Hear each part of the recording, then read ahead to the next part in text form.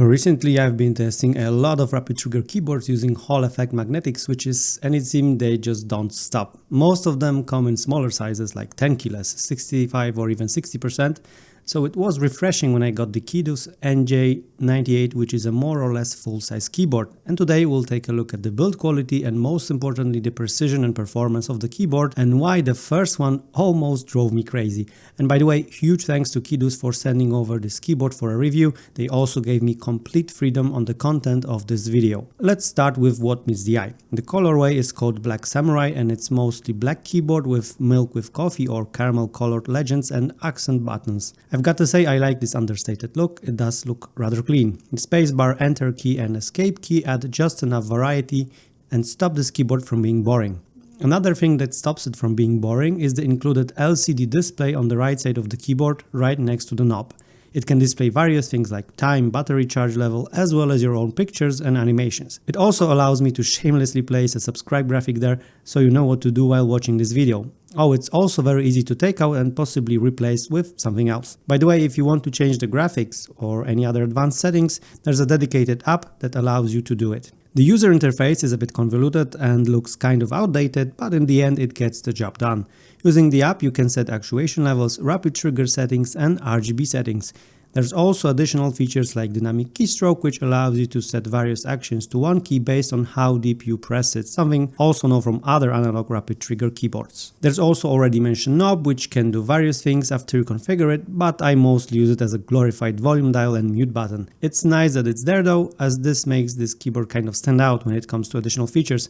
Usually you get the screen or the knob, but Keydous went all in. The keyboard can work in wired, wireless or Bluetooth mode, and there's a very convenient switch to turn wireless mode on at the bottom of the keyboard. There you will also find a receiver compartment which lets you store it seamlessly and take it with you wherever you need it. The build quality is good. It's not enthusiast level good, but for everyday user and for someone who just wants a decent sounding keyboard, it's good enough and doesn't need further modding. The keys have a pleasant, full sound to them. The keyboard doesn't sound hollow, but I'll let you judge for yourself. Here's a sound test.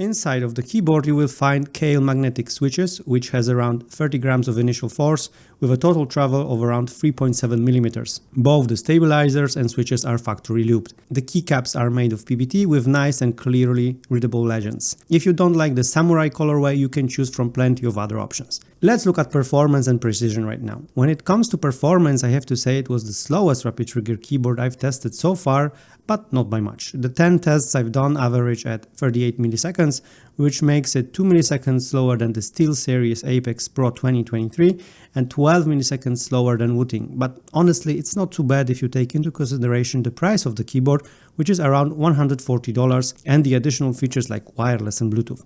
By comparison, the 60HE costs $175 but doesn't offer any wireless connectivity and is in a compact layout. However, when we move to the precision, it gets a bit tricky. I almost thought there's something wrong with my way of testing because the keyboard was completely unpredictable.